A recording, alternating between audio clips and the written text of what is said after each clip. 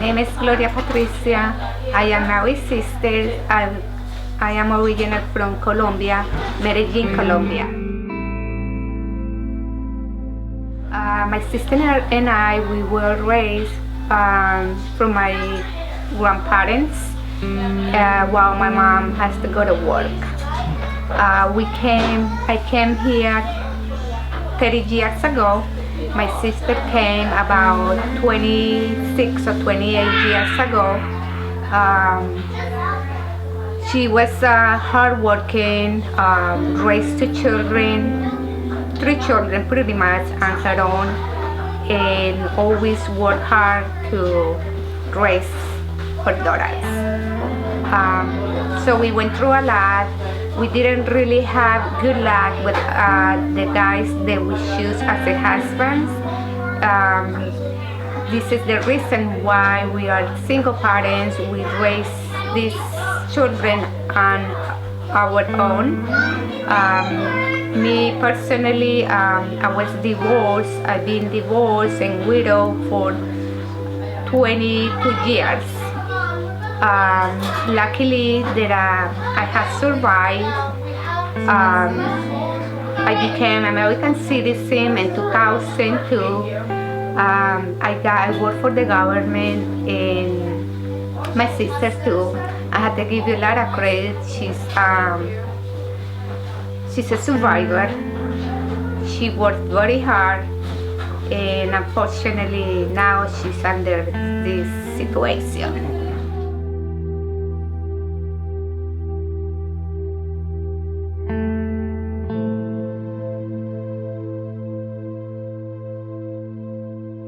I think I found out a few days later that she was, because I was constantly calling her, no answer. When, the same day. She started calling me repeatedly, but I was busy and, working. And when I saw, and she texted me, that was the day she was already in immigration, and I just gave her a chance to call me, and she texted me, Patricia, immigration got me. I mean, my sister has been here for so many years, living, pretty economically good. She was, excellent housewife, excellent, raising her grandson. And that was shocking. I mean, I couldn't believe it that she was going through this.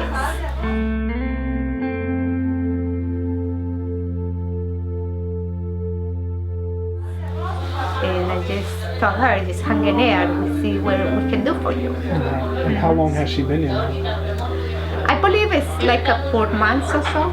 And how do you guys kind of do you guys go visit her when you guys whenever I had chance, because I'm not really good as far as driving in a car. I'm kind of paranoid. So whenever I have chance, I will take advantage whenever I find out that people is going to see her. And I try to be there, Okay. So how is she? Here and there. How's she doing? She's not doing good. I mean, she's hanging in there, but emotionally, it's something that, she's going through a lot in there. It's just because the fact that it's kind of like they don't respect their rights as a human being. She's been, mistreated there. She's getting sick. She's it's inhuman, what they do to them in there. Okay.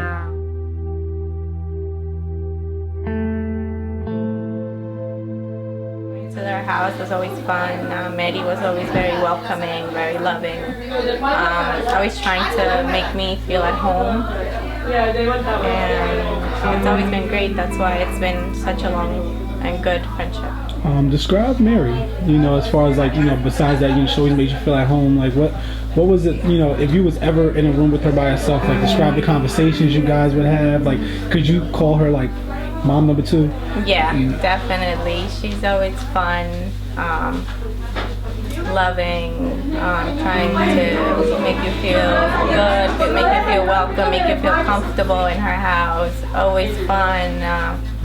She's just such a fun, loving person, full of life. I don't think I've ever seen her like down or anything. She's so upbeat, happy all the time, trying to help, trying to make the most out of everything. So, how's that been after everything happened? I've always tried to, ask how she's doing, obviously, trying to help, trying to find ways to fix it. Maybe some things that they don't know, or things that we could do. Lawyers they could go talk to. I gave Andrea the name of somebody that I know that she could talk to try to help her through the situation, try to get her out, try to fix it. And it's just been this whole time, but it seems like everything they've tried to do, nothing has really worked. So it's just tough, just trying to be there for them.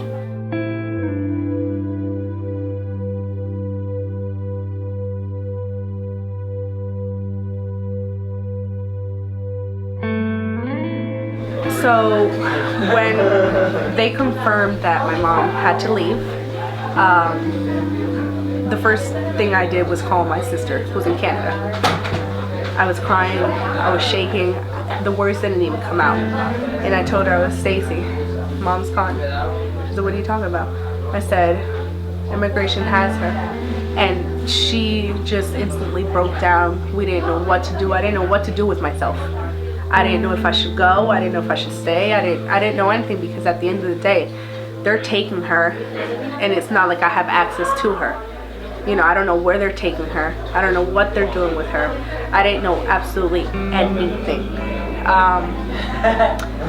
Thankfully, one of the officers felt some type of way with how everything went down, and he saw that my mom was a good person, that she lived in a great home, everything, and he let her keep her cell phone with her until they took her to wherever they had to take her. She started calling me as she's in the car. She's just like saying bye, and it was just like the hardest thing that I have ever had to listen to. Hearing my mother cry and say bye to me it was like I felt like my world was ending. Anyways, we got through it. I eventually drove to my sister's house.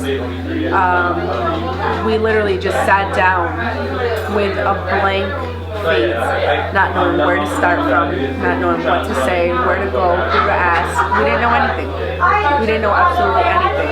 I called my aunt, who is helping me today with his fundraiser, and I asked her, I said, Olga, please help me, because my mother's gone. I was like, I need to get her out of there. I was like, she's sick, she didn't eat, she didn't have clothes on her, like she's gone. Like they took her out like an animal, for no reason. We got to go visit my mom the next day, and I could tell you that it's something that I don't think I'll ever feel again, because it was like a one-time feeling that when I saw my mom in a uniform sitting in a detention center and just crying to me and saying that she loves me and that take care of the baby and just do everything. I didn't know what to answer to her but cry to her and just say how sorry I was, because I wasn't the perfect daughter, and I took her, I feel like I took her for granted when I had her. And now that my mom's gone, it's like I have to do everything by myself. I'm by myself. I can't call anybody in the morning. Hey mom, how are you? I can't do that. I have to wait till she calls me if she has commissary. Did she eat? Is she okay? Is she sick? I mean, these are things that it's something that I've had to, for the last 4 months, I've had to learn to live with. And every day, and it gets harder every single day. New Year's, birthdays, every single holiday has been so depressing to sit under a Christmas tree, for instance, with my nephew, asking for grandma. Where's grandma? it's just I don't know how to put it into words because it's something that I felt inside and that I really can't express. That's really how everything went down. With that, we don't know how it happened.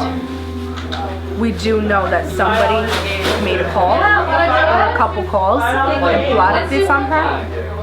My mom didn't have any courts before. My mom didn't have any problems. My mom was at her house. Somebody plotted this on her and made a call and made sure that they took her from us. There you go. There's really not much to it, but karma will get you. I don't have to take care of nothing. I'm not worried about who did it. I'm not wondering who did it because I know that karma will get them.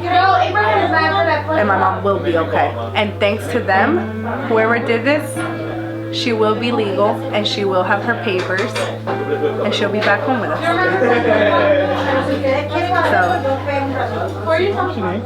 My name is Ingrid Diaz and I am Mary's niece. My relationship with her is very special because she is my spotlight.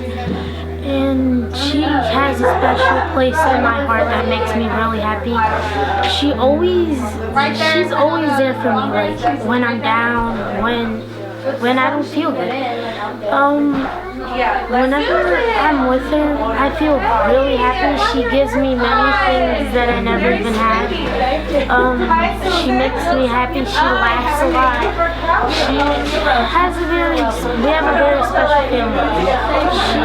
I just don't know how to describe her because she's really special to me. Once I found out that she was in immigration, I felt really sad. I felt like she was going to leave me. I never expected that to happen. It's just really hard to go through because she's like the best aunt that I have. She gave me many things and it's just really hard. I just don't really know how to go through this. I hope she comes out very soon, but I wish it could just happen right now. That's why I'm really happy to have this fundraiser and to be in this documentary, mostly because my family is here. We are raising money to take her out of there and hopefully she'll come out. And if you could talk to her, if you were sitting in front of her, what would you say to her? That right I love her and I'm never going to give up on her and that she's the best.